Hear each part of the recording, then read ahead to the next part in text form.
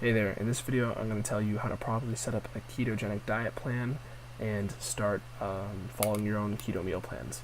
So I get a lot of people talking to me and asking me how to start on this diet, how to get set up so that they can follow their plan and start losing weight, start getting lean, and keeping their muscle, keeping their strength, and whether it's bodybuilding, whether it's just fat loss. There's a lot of people who I'm making this video for. So I'm going to start off and tell you how to set up your own plan. Then I'm also going to suggest one of my own plans. But before I do that, I'm just going to dispel some of the common myths, because the whole big villain that I'm trying to inform people about here by making these videos is that basically the villain itself is a lot of these other marketers who are just hopping on the keto bandwagon and trying to sell you stuff. So a lot of the common myths come from those people because it helps them to sell you more products or to get you on a better purchasing habits that are in their interest, not yours. So the myths, I'm going to dispel those first, then tell you how to make a plan, then give you a suggestion. So some of the common myths are: I need to eat a lot of fat to be in ketosis, which is wrong, because all you need to be in ketosis is no carbohydrates. You can go 3 days without eating and you'll be in ketosis. You can eat only broccoli for a week and be in ketosis.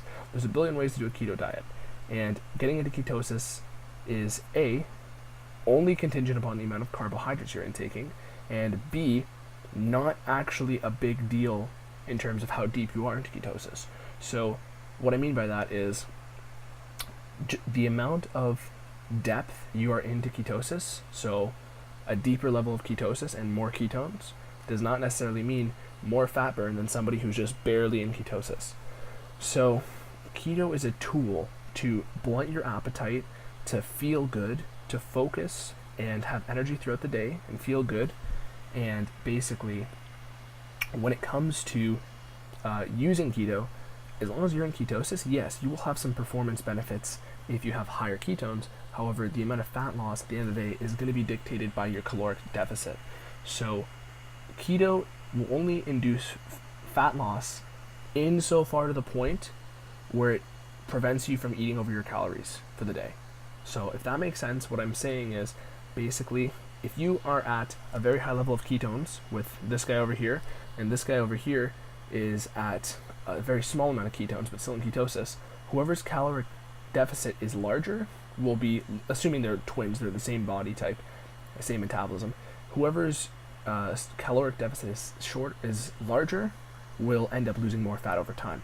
However, if this person over here has more ketones in their blood than this lady over here, then this person's going to feel a lot better in terms of how they feel if they're very depleted in calories. So you don't need more ketones in your blood to lose more fat. You don't need to eat more fat to lose more fat. If you give yourself too much fat on the plate, your body is going to say, okay, I don't need to take any of this fat on my body because I have plenty at every meal. So it's all about finding a good balance of macronutrients, so protein, carbs, fats, that you enjoy having every day. Because the best diet you can do is one that you can stick to. And keto is very well equipped to be a diet that you can stick to because it blunts your appetite and keeps you satisfied so much, if you can find a good balance for yourself. So some people, like I said, they feel they have to eat like 30 strips of bacon a day because that's what somebody on YouTube told them they need to do in order to have higher ketones. Ketones don't mean a thing. This lifestyle is easy. It does not require you to get any scientific gadgets and measure your blood strips or your urine or anything. None of that matters, because as long as you're in ketosis, so 1.5 millimolars per deciliter of ketones in your blood, let's call it 1.5 in case you don't want me to keep throwing science terms at you, 1.5 level of ketones in your blood, then it doesn't matter if somebody over here has 3.0, because all that matters and all that's going to dictate your fat loss is caloric deficit. So keto is a tool to get you that deficit. It's a bridge to get you to that deficit. And it makes things a lot easier because you're a lot less hungry throughout the day and you feel great. To be quick about the benefits. So when it comes to actually deciding how you want to set up your keto diet, there's a few steps you have to do. The first step is to determine your protein intake. So your protein intake is the most important one to decide at first, because protein consumption throughout the day will determine whether or not your muscle gets metabolized. So like I said, first thing you have to do, determine how much protein you need to have. This is typically around 1 to 2 pounds, 1 to 2 grams of protein per day per pound of body weight you have. So anywhere around that vicinity, as long as you're over 1 gram per pound of body weight, is generally fine. Somewhere around there. It doesn't have to be, there's a lot of debate on what number is the best, but in my experience, your body is not going to burn through its own protein, its own muscle, especially on a ketogenic diet, because keto diets are protein sparing, so less likely to take your own protein. So basically, it is not too big of a concern as long as you're hitting a decent amount. So example for me, I weigh 200 pounds, and if there's days where I'm hitting, 120 grams of protein, not a big deal. It's not the worst, right? I obviously would like to have more, and I feel fuller with more protein, which is going to factor into the personal preference of balance of macronutrients that I was talking about. So as long as you're at a balance that you're happy with and you're content with, and it seems to be within even a very low end of that 1 pound per gram body, 1 gram per pound of body weight, as long as it's somewhere close, even if it's as far away as 120 for a 200-pound guy, as long as you're getting a decent amount in, your body isn't going to be starving itself. Maybe 120 is a bit low, maybe 130, 140 would be better, but anywhere from there to 250 would be great. So there's a lot of leeway to go, because keto is protein sparing, because when you think about what ketosis does, your body is running off of fat. It's not going to need to turn protein into energy, because it can only turn protein into carbohydrate, so sugars, not fat, and your body doesn't even want carbohydrates in the first place. Obviously, a small amount of carbohydrates are going to be used as energy in your body when you're on any diet, especially if it's a keto diet. Some small amount will be used as energy. However, that is either going to come through your carbohydrate intake through the day, so whether it's fibers, and some of it will come from proteins. However, if you're eating enough protein, that small amount will be used up by protein that isn't located on your biceps. You know what I'm saying? So protein's the first number you need to decide.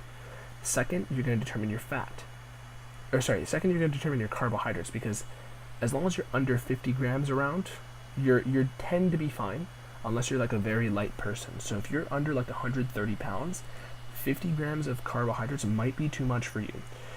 Especially I knew a lot of petite type of girls, and they, when they do a low carbohydrate diet of any sort, sometimes 50 grams isn't enough for them to stay in ketosis. So if you're either a really skinny guy, a very small person, petite girl who is a very common body weight under 130 pounds, whatever you are, if you are generally under there, in my experience, a lot of people have a difficult time staying in ketosis if their carbohydrate intake isn't lower than 50 grams per day. So net carbs are more important than total carbs. Net carbs are carbs minus your fiber for the day. So rule of thumb, as long as you're eating most of your carbs from green vegetables, it doesn't really matter how many you have.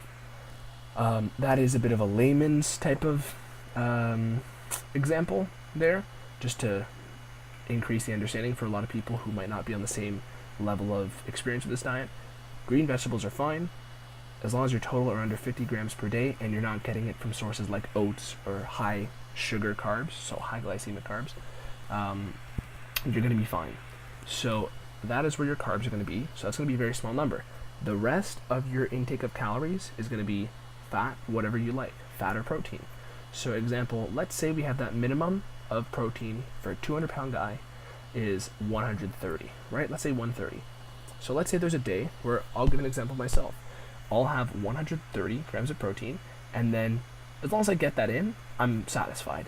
If I want to eat bacon the rest of the day, sure, I can do that, and my calories can come from a lot of fat and some sort of combination of fat and protein. So some days that might look like 200 grams of protein, and close to 100 grams of fat. Some days it might look like 150 fat and 130 protein. All that really matters is that you're getting the protein, and from there, your macronutrient intake can be anything, any sort of combination of fats, proteins, and carbs, as long as the carbs are under 50 grams per day, unless you're a very small, petite person.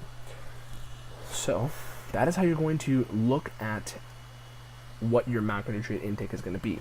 You're going to decide your protein based on your body weight, and then from there, as long as your carbs are under a certain amount, you can eat whatever amount of fats and proteins you want for the rest of the day. Protein will not kick you out of ketosis. People think that, if you have a protein shake, your body's going to get rid of ketosis. You're going to be in a sugar state again. Listen, man, at the end of the day, the thing that's going to raise your blood sugar the most is sugar, so carbs. Having a protein shake is going to raise your blood sugar a small amount more than having a meal that consists of both fat and protein. So if you have a meal that's only protein, your blood sugar is going to go up a fraction of the amount it would go up if you had a meal of just carbs. And even if it does that, so maybe your ketosis slows down a little bit, right? But like we know, ketosis doesn't matter in terms of how deep you are into it. Ketones don't matter. All that matters is that you're in ketosis. So when you're setting up this diet, do not be afraid of extra protein. All the studies that say you need to have high fats are based off of the 1920s, 1930s science experiments for children with epilepsy, so seizures, common seizures all the time, chronic seizures, that would be very frequent for them. So they needed to have high levels of ketones in order to avoid having seizures. So if you don't have epilepsy, which is majority of the population, you don't need to have a high level of ketones. And the thing is, a lot of people who just pick up this diet and just want to sell you stuff, they don't do enough research to realize that ketones don't actually matter in terms of how deep you're into them, right? It doesn't matter. It matters obviously if you're in ketosis, but I'm saying that it doesn't matter if you're at 3.0 opposed to 1.8, right? I find that most of my macronutrient balance is typically like somewhere between 60% fat to 40% fat and 30% protein to 50 or 60% protein. So I have higher amounts of protein and fat every day, and that is the best for me, and my appetite actually tends to be a lot lower that way, because protein keeps you full and so does fat. However, if you're not having enough protein, your body's not going to feel as satiated, and protein is what your body craves as well, because protein sustains your muscle mass, and your body's always going to crave that over a fatty source, right? I mean, obviously a lot of fat soluble vitamins are important. However, your body's always going to crave protein to preserve its own muscle, and it keeps you fuller because it is a very nutrient dense macronutrient. So the point is, well, typically it is, the point is, once you're in ketosis, don't worry about extra protein. Your body's always going to take a certain amount of protein every day and convert it to glucose. Very small amount, maybe 20 grams or less depending on your body weight. So that's going to happen regardless of if you have 200 grams of protein or 20. So if you have 20 grams of protein, your body's probably going to take that amount that it converts into carbs every day from your muscles, right? However, if you have 100 grams of protein, it's less likely to do that. And if you have 200 grams of protein, it's most likely going to do it from the ones that were from your plate rather than the proteins that were from your chest. So that's how you set up your own keto diet.